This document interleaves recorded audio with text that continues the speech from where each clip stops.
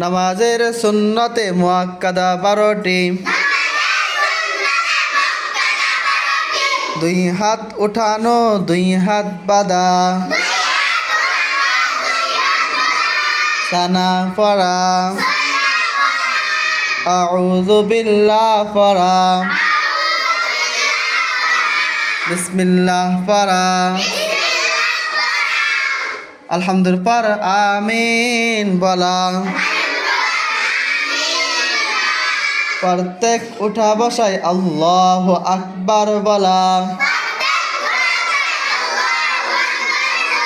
রুকুর তাসবিহ বলা। রুকু হইতে উঠিবার সময় সামি আল্লাহু লিমান হামিদা, রব্বানা লাকাল হামদু বলা।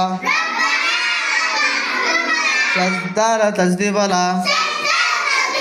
দুরুদ শরীফ পড়া। দুআয়ে মাসরা পড়া।